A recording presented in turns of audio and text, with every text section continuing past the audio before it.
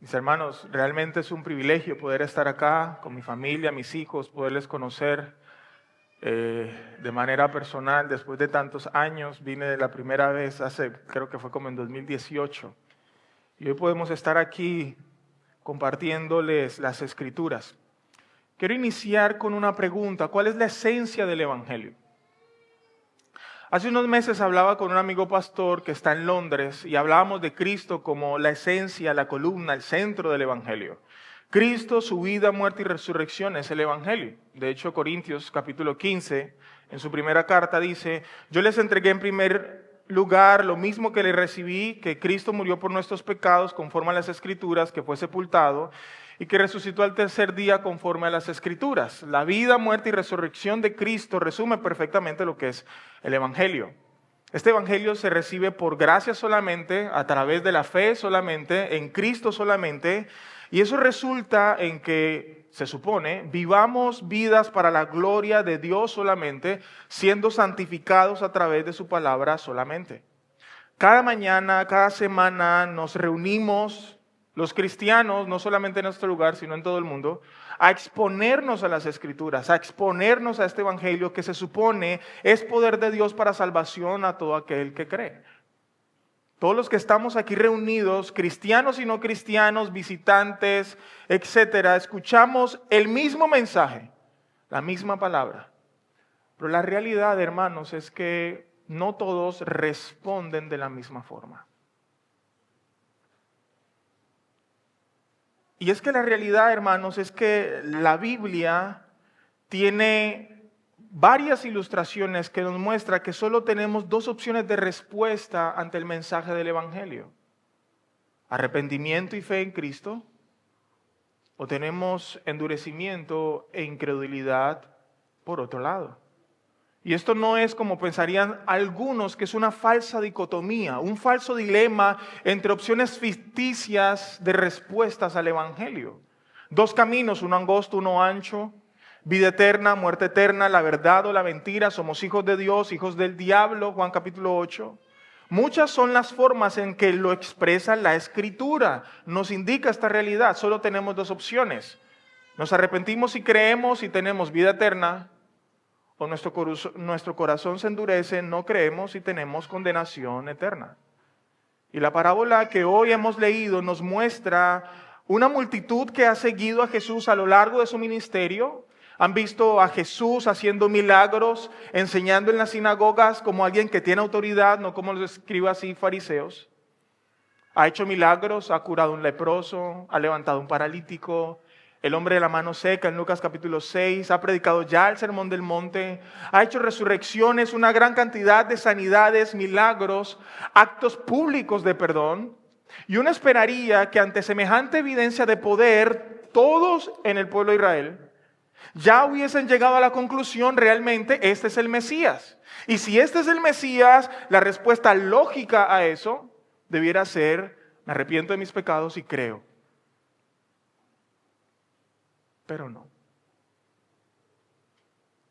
Y es en este contexto en que se ubica esta parábola. Por eso en el versículo 18 dice el Señor: tengan cuidado de cómo oyen. Y así es como se llama este sermón. En el versículo 8 Jesús dice: el que tiene oídos para oír, que oiga. Y esa es una expresión que pareciera ser algo misteriosa, pero creo que este pasaje nos va a dar claridad de a qué se refiere. Eso lo vamos a ver en nuestros acostumbrados y reformados 3 puntos. Los que oyen y no creen, los que oyen y sí creen, y la gracia de Dios sobre los que oyen y creen. Si es que veamos los que oyen y no creen, lo primero que tenemos que ver aquí es la parábola en sí misma, que está del versículo 4 al versículo 8. Jesús está con la multitud, verso 4, hay una gran multitud que lo siguen de varias ciudades. Jesús está principalmente aquí en la zona de Galilea, parte norte de Israel. Y hay mucha gente que lo sigue, su fama se está extendiendo. ¿Quién será este señor? Algunos van buscando un milagro, algunos van a que le solucione algún tipo de problema. Y Jesús entonces, al ver la multitud, dice: miren, quiero mostrarles algo. El sembrador salió a sembrar. ¡Wow! ¡Qué profundo! Un sembrador que sale a sembrar. Jesús entiende que todas estas personas están muy familiarizadas con la agricultura. Esto es parte de los trabajos comunes que hacía el pueblo de Israel. Y él empieza a hablar de este sembrador que sale a sembrar y hay 4 terrenos, pero en lugar de pensar, hermanos, que se trata de 4 tipos de personas, realmente el Señor está aquí hablando de 2 tipos de personas. Una persona escucha el mensaje y no cree, mientras que la otra lo escucha y sí cree. En este bloque de las personas que oyen el mensaje y no creen, hay 3 posibles respuestas que dan estas personas ante el Evangelio. Y eso es lo que el Señor está tratando de ilustrar con estos 3 terrenos: el camino, los pedregales y el terreno espinoso. El primer terreno de quien oye y no cree es el camino. Versículo 5 y versículo 2, el sembrador salió a sembrar. Al sembrarle, una parte cayó junto al camino y fue pisoteada y las aves del cielo se la comieron. El versículo 12 lo explica. Aquellos a lo largo del camino son los que han oído, pero después viene el diablo y arrebata la palabra de sus corazones para que no crean y se salven. En Mateo capítulo 13, verso 19, nos da un poquito más de información de qué pasa con este corazón. Verso 19 de Mateo 13, a todo el que oye la palabra del reino y no la entiende, el maligno viene y arrebata lo que fue sembrado en su corazón. Jesús dice que la semilla es la palabra y el terreno es el corazón de las personas. Lo vemos aquí en el versículo 12. Aquellos a lo largo del camino son los que han oído, pero después viene el diablo y arrebata la palabra de sus corazones. De manera que estas personas que están junto al camino, el texto está presuponiendo, como les mencionaba, que las personas están familiarizadas con la vida agrícola y es común que en cualquier cultivo hayan lugares por donde los cultivadores caminan. No sé si aquí, pero por lo menos en Urabá, el cultivo más popular es el banano y el plátano. Entonces, a lo largo de todas las plantaciones están divididas por lotes, hay unos senderos por donde van unos cables de hierro y sobre esos cables van unas garruchas y sobre ese camino es que normalmente los agricultores se transportan. Siembran, llevan el abono, pero también cosechan lo que han sembrado. Y a través de estos caminos que ellos se transportan, es normal que estos espacios desarrollen algo que se llama compactación. El suelo se vuelve, en palabras coloquiales, duro. Esto sucede mucho incluso con la industria ganadera. El ganado, en la medida que pasa y pasa por los potreros, van aplastando y aplastando ese terreno, de manera que si no se hace nada preparatorio para sembrar algo ahí, nada va a cultivarse allí. Porque este terreno está duro. ¿Qué implica eso? Que la semilla no penetra el suelo, el agua se queda en la parte superior del terreno, no irriga profundamente la tierra y por tanto las semillas no encuentran espacio para que su raíz crezca y se desarrolle y, por supuesto, pues se alimenten y des fruto. Es por ello que es esperable, hermanos, que la semilla que cae junto al camino, debido a la dureza del suelo, pues se queda en la superficie. Y estando en la superficie, esta semilla es presa fácil de las aves. Y no solamente de las aves, sino que también esta semilla, sale en la superficie, es pisoteada fácilmente por los animales. Parece que el texto sugiriera, si usted sigue allí, sugiriera que el hombre no tiene algún tipo de responsabilidad en su incredulidad. Finalmente no es él, sino el diablo que le impide creer. Pero no se me pierda, mire lo que dice el texto antes de la explicación de la parábola. A ustedes se les ha concedido conocer los misterios del reino de Dios, pero a los demás les hablo en parábolas para que viendo no vean y oyendo no entiendan. Lucas aquí está citando a Isaías capítulo 6. Y ustedes recordarán que en Isaías capítulo 6 él está frente al Dios que es 3 veces santo y dice: miserable de mí, soy pecador. El Señor lo limpia, lo purifica y luego Dios le dice a él: ve a un pueblo que ciertamente tiene oídos, pero no te va a escuchar, tiene ojos y no va a ver, tiene un cerebro, pero no va a entender. En Mateo capítulo 13, del 13 al 15, también cita a Isaías 6, pero es interesante que Mateo en el verso 15 diga: el corazón de este pueblo se ha vuelto insensible. y con dificultad oyen con sus oídos y han cerrado sus ojos. De otro modo verían con los ojos, oirían con los oídos y entenderían con el corazón y se convertirían y yo los sanaría. Este texto lo que nos muestra es que el hombre tiene una disposición natural a cerrar su corazón a la palabra de Dios. Y en la medida en que tiene esa disposición natural a cerrar su corazón, se endurece y aunque escucha el mensaje del Evangelio, no haya cabida allí.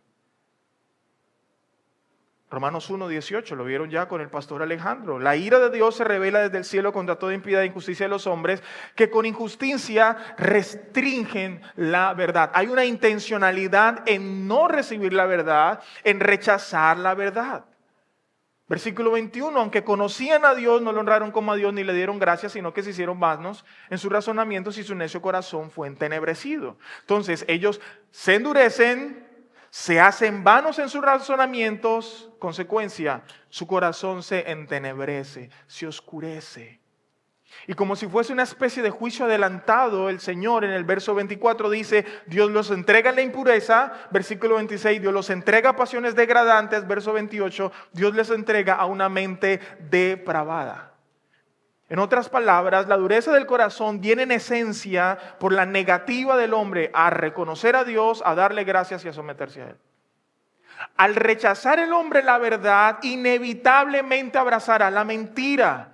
Y entonces ahí aparece Satanás en la ecuación, padre de mentiras, de acuerdo a Juan capítulo 8, para engañar y aportar más engaño para que el corazón se endurezca cada vez más. 2 Corintios 11:3, pero temo que así como la serpiente con su astucia engañó a Eva, las mentes de ustedes sean desviadas de la sencillez y la pureza devoción a Cristo. ¿Cómo fue el engaño de Satanás?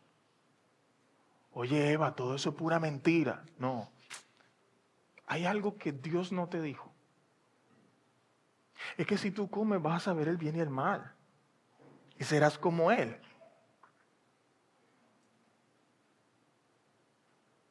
Oh, pero, oye, yo no lo había visto así.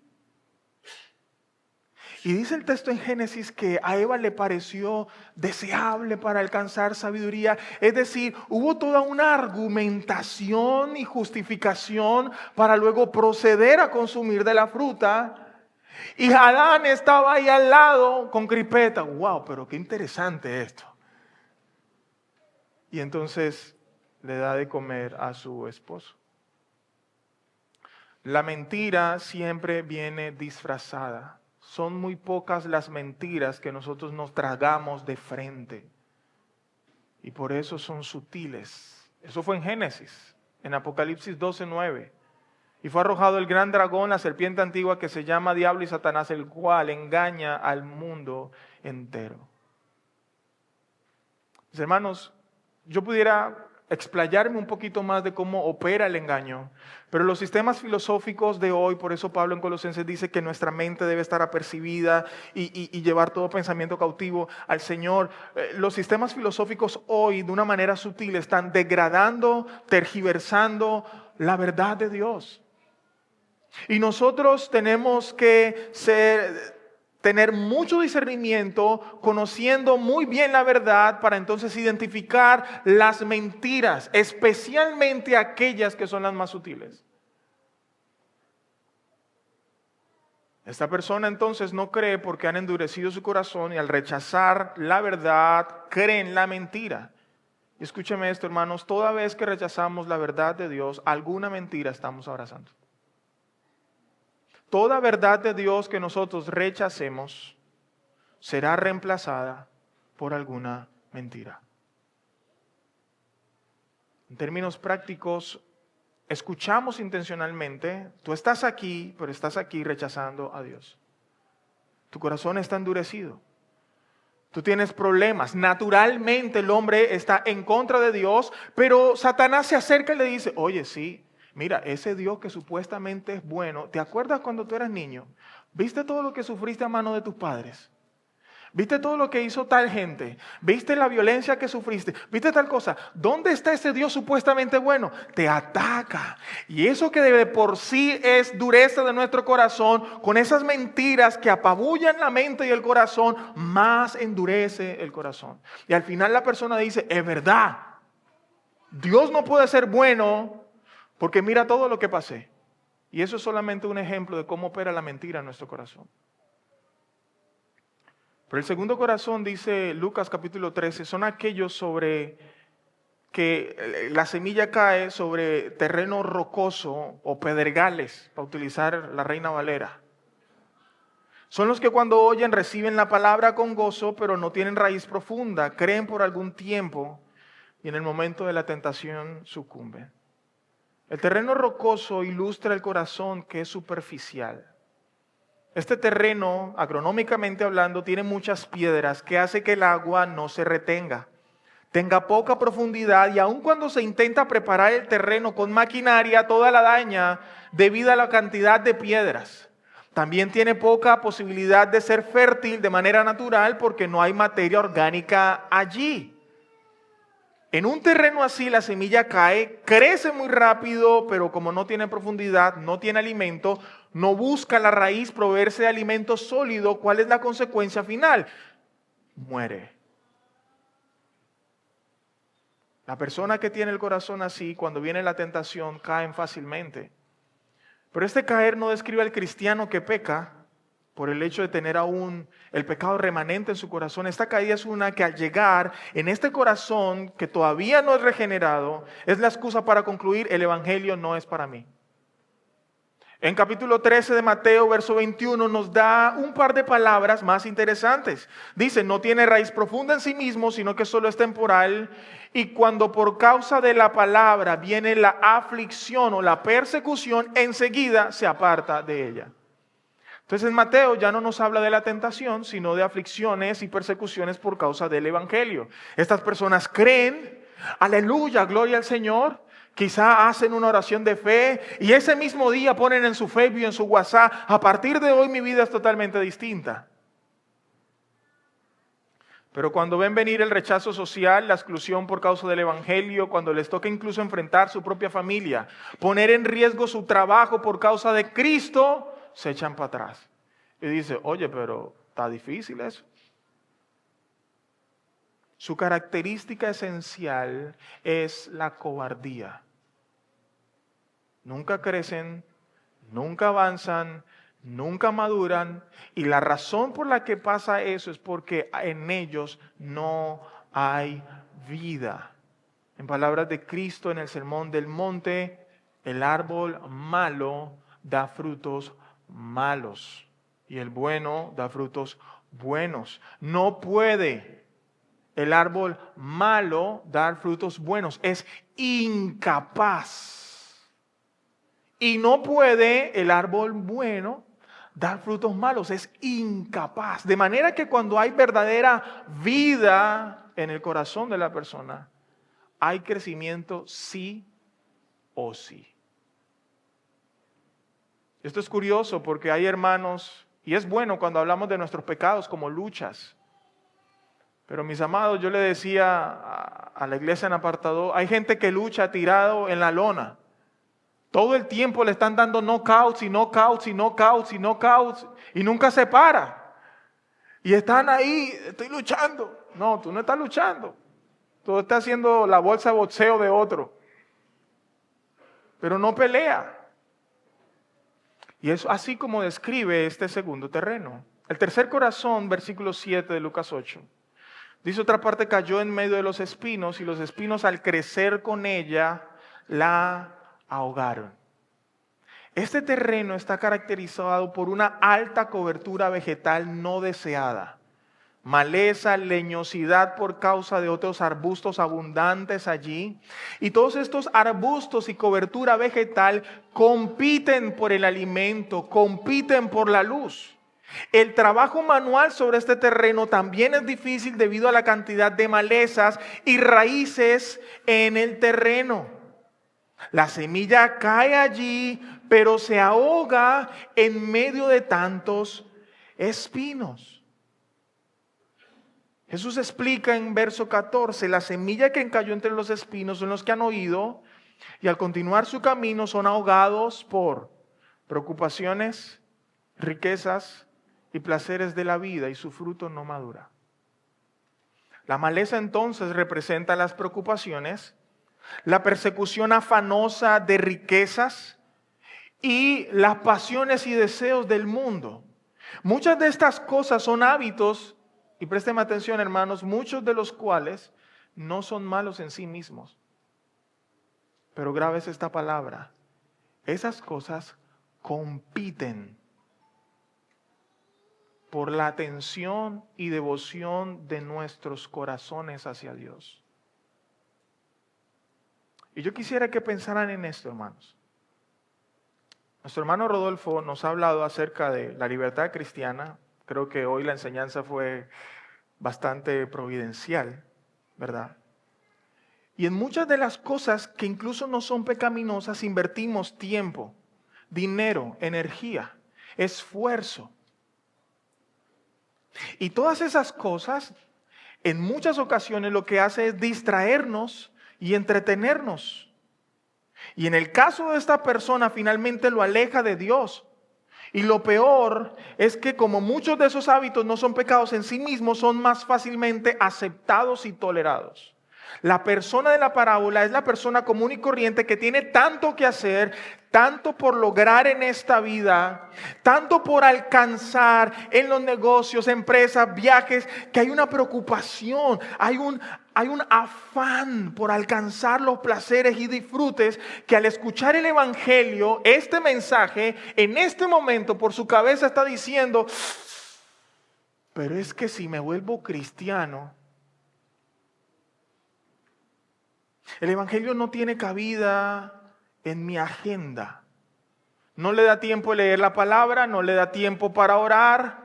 La ansiedad por ser exitoso desde lo que el mundo entiende como éxito es lo que lo consume y se mete en una cosa, en otra, en otra, en otra y en otra. Y al final termina no creyendo, entretenido, y cuando se da cuenta ya han pasado 10, 15, 20, 30 años. ¿En qué se me fue mi vida? Muchos de nosotros cuando el Señor nos llama al evangelio decimos, ¿y yo por qué no creí antes? ¿Por qué ahora? Bueno, eso es parte de la soberanía y la providencia de Dios. Pero si vamos a esa época, es muy posible que tú hayas escuchado el evangelio, pero ¿por qué no creíste? Porque en ese momento era más importante tu carrera. Hermanos, yo quiero hacer un disclaimer. Yo no estoy diciendo que esas cosas no sean importantes. Lo que estoy mencionando es que cuando llega el evangelio a la vida del creyente, hay cambios radicales en la manera en cómo vemos el mundo. Y hay una reorganización de las prioridades. ¿Qué es lo urgente? ¿Qué es lo importante? ¿Qué es lo necesario? ¿Qué es aquello que si yo lo dejo de hacer, me muero? Y yo estoy absolutamente seguro que aunque nuestros proyectos y nuestras empresas sean importantes, si ellos desaparecen no nos vamos a morir.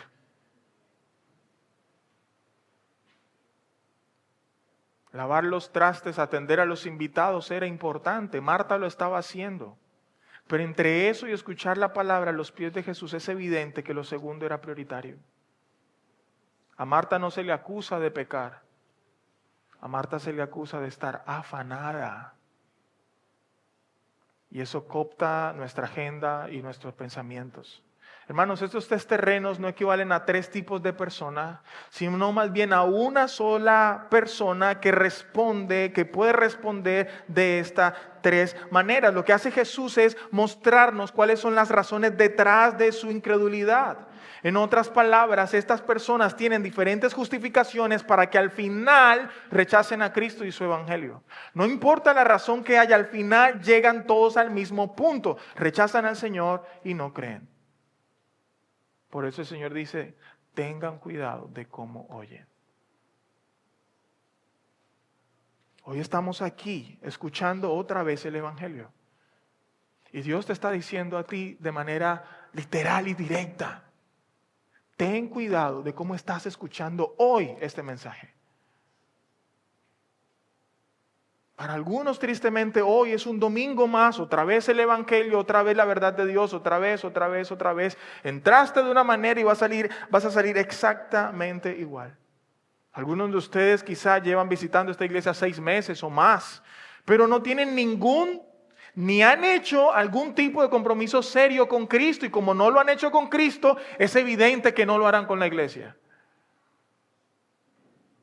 Y detrás de tus razones para tener o tomar esa decisión de venir al Señor, están algunas de estas, o algunas que son derivadas implicativamente de estas cosas.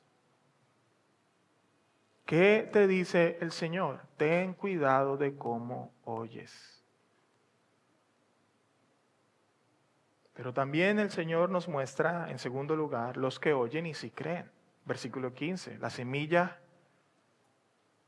que entra en un buen terreno son los que han oído la palabra con corazón recto y bueno y la retienen y dan fruto con su perseverancia. Si hemos analizado los anteriores terrenos, por contraste podemos entender el significado de este texto.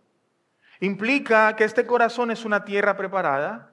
Es una buena tierra, no es como la que es el camino, junto al camino, dura y compactada, donde la semilla no entra. Es un terreno más bien preparado para el cultivo, abonado, listo.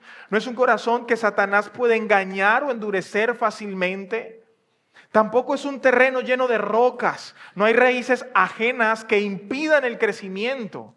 La raíz de la palabra puede crecer profundamente, nutrirse con todo lo necesario para vivir. A diferencia del segundo terreno de los pedregales, esta persona permanece, no es superficial, no es emocionalista. Cree desde el momento de su conversión, afronta tentaciones, dudas, dificultades, resiste a Satanás, al mundo, la carne y todo lo que venga contra él, y él permanece. Quizá en algunos casos va a sufrir heridas, como cualquier soldado en un combate, pero aún con sus heridas se hace un torniquete y sigue peleando, porque sabe en quién ha creído y por qué ha creído. Este terreno es un corazón absolutamente transformado. En contraste con la tierra entre los espinos, esta persona ha experimentado un cambio de cosmovisión. Ya no ama las riquezas. Trabaja por dinero para sustentar a su familia, pero el dinero no gobierna su vida. Busca con diligencia disciplinada, vestido, alimento y bebida, como dice Mateo capítulo 6. Pero no se preocupa por ellos como los gentiles que no tienen a Dios, porque entiende que Dios es su proveedor. Esta persona es generosa, no es egoísta. Incluso está dispuesta a dejar placeres lícitos si ellos son un obstáculo para su crecimiento espiritual o el crecimiento de otros. Porque lo que le interesa es crecer y dar fruto para aquel que lo sembró, para aquel que lo cultivó. Esta persona tiene una fe práctica y constante. Él no viene un domingo y el otro no. Un eco sí y el otro no. Él no está leyendo la Biblia 15 días y luego pasa 3 meses sin leerla y luego otra vez se enciende otros 15 días. No, él prefiere dar pasos pequeños pero constantes.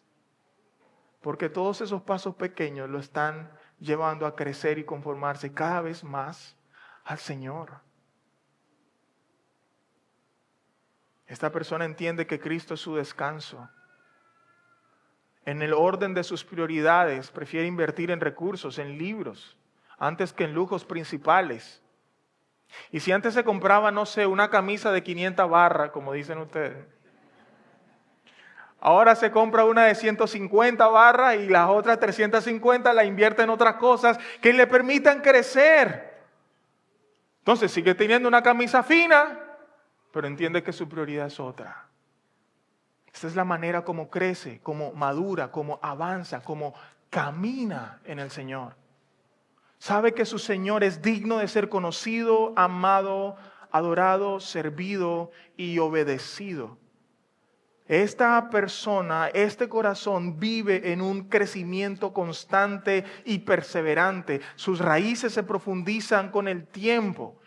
Y hermanos, pareciera ser que hay algunos creyentes que conforme pasan más los años van no en crecimiento, sino en decrecimiento.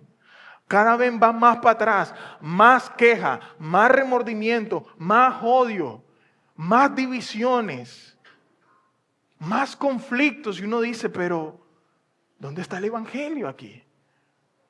No. Sus luchas, dificultades las lleva el Señor. Y el Señor lo pule para que dé más fruto.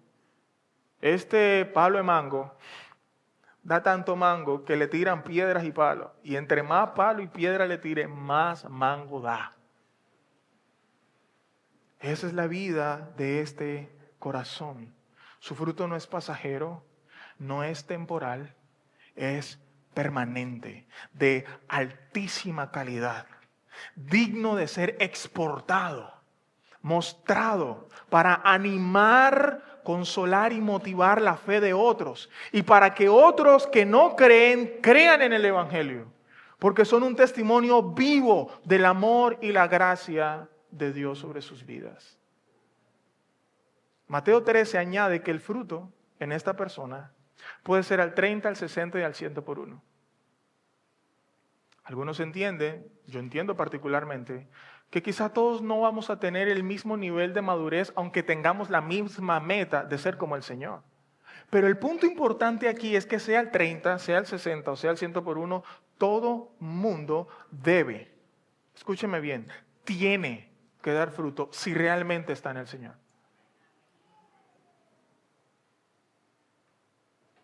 Lo importante entonces no es solo la cantidad, sino la calidad y la constancia del fruto. Mis amados, yo creo que llegados hasta aquí, algunos o muchos de ustedes pudieran preguntarse, bueno, ¿qué terreno soy? ¿Soy pedregal? ¿Soy el camino? ¿Soy los espinos? Incluso pueden llegar a pensar que yo tengo que ser buena tierra para dar fruto. Sería el argumento, si soy buena tierra, entonces recibiré palabra y daré frutos. Luego he recibido la palabra y veo que he dado frutos, por tanto soy buena tierra. Y al final tú puedes salir de aquí pensando, Señor, gracias porque soy una buena tierra, no como esos incrédulos, pedregosos, llenos de maleza y duros de corazón. Y si ese es el pensamiento con el que salimos de aquí, no entendimos nada. Porque somos igual a los fariseos hipócritas, porque pensamos que lo que produjo crecimiento y vida en nuestro corazón duro fue nuestra disposición natural al evangelio. Y mis amados, si desde Génesis Dios le dijo al hombre, cultive y labre la tierra, por muy no pecado que no hubiera, la tierra necesitaba ser trabajada. La tierra necesita ser preparada. Y después del pecado peor, todo el corazón humano es por naturaleza un terreno hostil. Y eso nos introduce en nuestro tercer punto. La gracia sobre los que oyen. Observa, hay camino, hay zona pedregosa, hay zona de maleza, pero hay una semilla que cae en buena tierra. El texto está presuponiendo que si el sembrador sale a sembrar es porque él ha preparado ese terreno previamente para que sea apto para la siembra. De manera que si el terreno es el corazón del hombre, y hemos visto que la naturaleza del corazón del hombre es de continuo solamente el mal, Génesis capítulo 6, rechaza a Dios, está lleno de todo lo que Dios odia, porque el texto describe el corazón bueno, el terreno bueno como un corazón bueno y recto. Pero Romanos capítulo 3 dice, no hay justo ni aun uno. No hay quien entienda, no hay quien busque a Dios. Más adelante dice, judíos y gentiles, todos estamos destituidos de la gloria de Dios.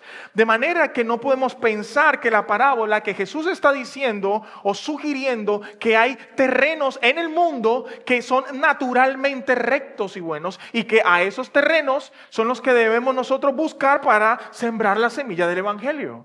No. No hay justo ni aun uno. Entonces, ¿qué es lo que hace la diferencia? La preparación la transformación de la gracia de Dios en nosotros, dándonos un corazón nuevo, dispuesto para recibir, creer y retener la palabra con perseverancia. La naturaleza de nosotros era tener un corazón duro como una piedra, y el Señor quita el corazón de piedra, pone uno de carne, dice Ezequiel, en él escribe las palabras de Dios. Y entonces, cuando escuchamos el mensaje del Evangelio, me hablan a mí. Hermanos, este no es un detalle menor. No hay excusa, nadie puede justificarse delante de Dios y todos estamos bajo pecado. La diferencia entre ellos y nosotros solamente está en la gracia del Señor. Juan capítulo 6, verso 36 al 37. Jesús dice, ya les dije que aunque me han visto, no creen. Es el mismo argumento. Y entonces, ¿qué es lo que pasa? Porque uno sí cree. Verso 37, bueno, todo lo que el Padre me da, vendrá a mí, y el que a mí viene, de ningún modo lo echaré fuera. Versos 64 y 65, pero hay algunos de ustedes que no creen. Mismo argumento. Porque Jesús sabía desde el principio quiénes eran los que no creían y quién era el que lo iba a traicionar, hablando de Judas Iscariote. También decía, por eso les he dicho que nadie puede venir a mí si no se lo ha concedido el Padre. De manera que primero viene la obra de regeneración de Dios en nosotros, disponiendo nuestro corazón hacia el Evangelio para que entonces el Evangelio haya cabida, fructifique, crezca y entonces obtengamos vida eterna. Juan 10, 26, pero ustedes no creen porque no son de mis ovejas.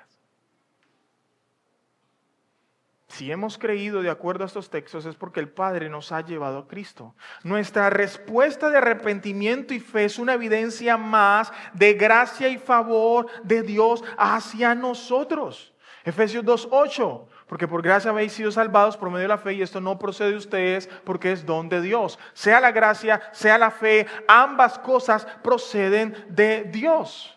Y alguien pudiera decir, pastor, ¿y el arrepentimiento? Porque finalmente el que se arrepiente soy yo. Dice, no, también.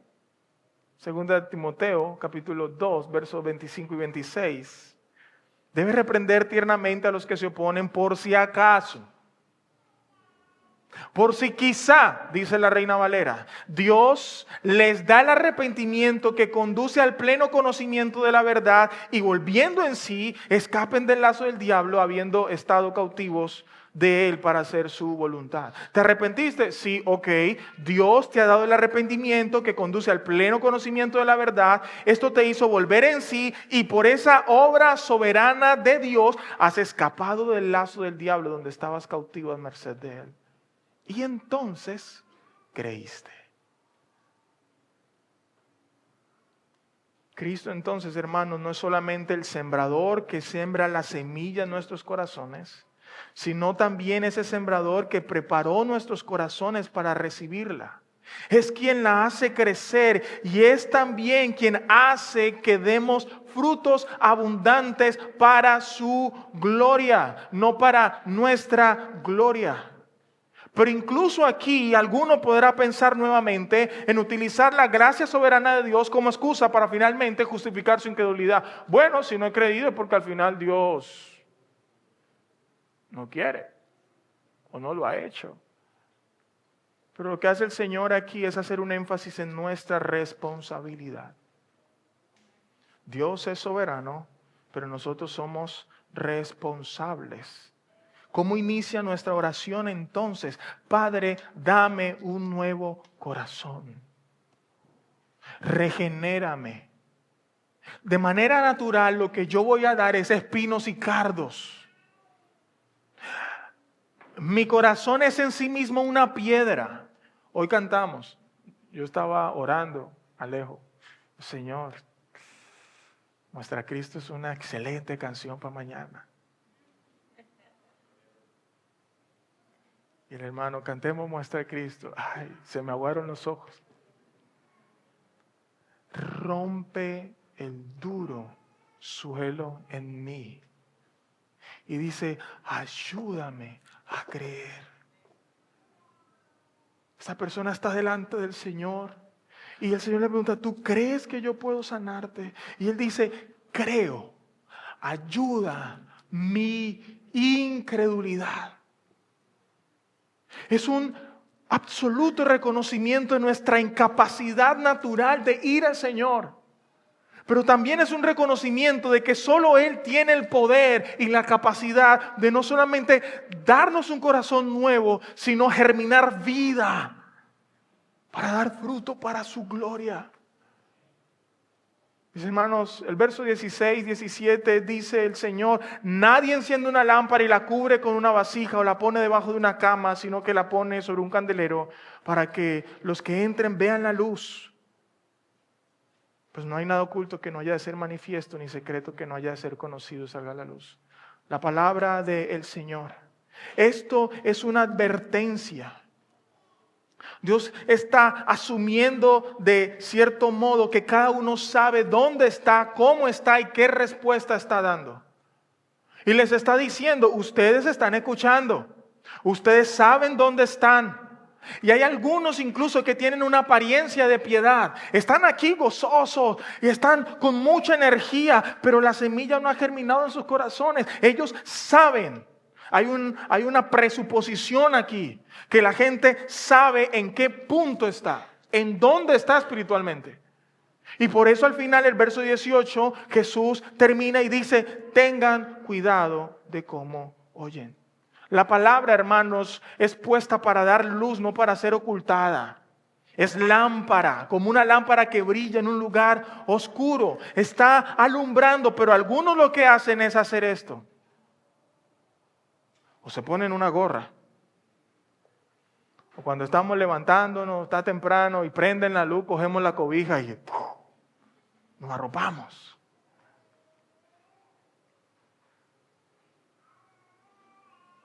Algunos son conscientes de ello, están siendo conscientes de que viven una vida doble.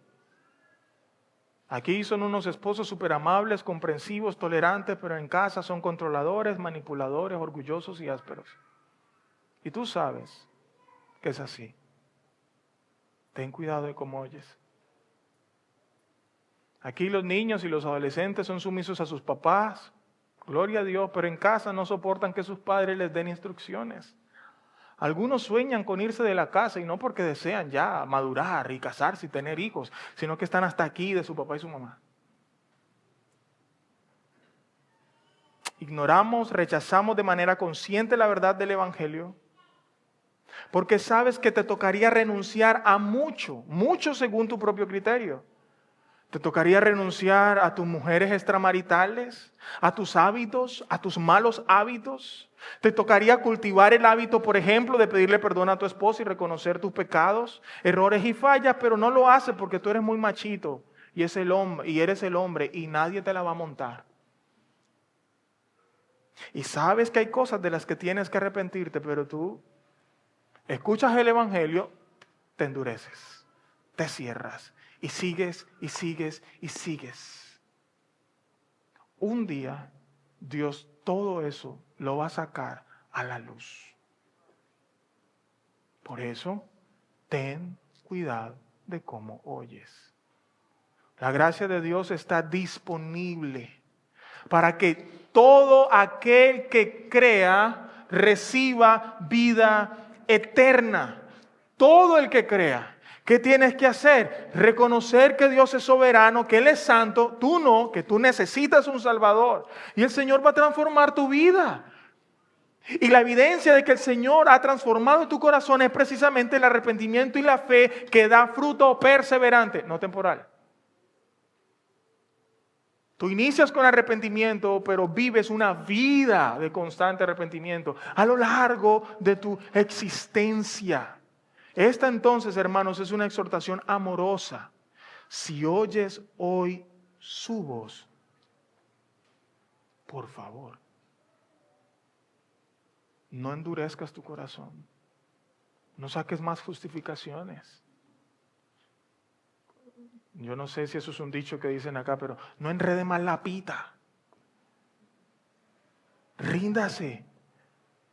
No permita que la presión social te haga retroceder de venir al Señor. No permita que tus razonamientos te impidan venir al Señor. No permitas que el mundo y sus deseos te ilusiones y seas como Hansel y Gretel, encantados con una casa llena de dulces, cuando en realidad lo que había detrás era una trampa para acabar con sus vidas.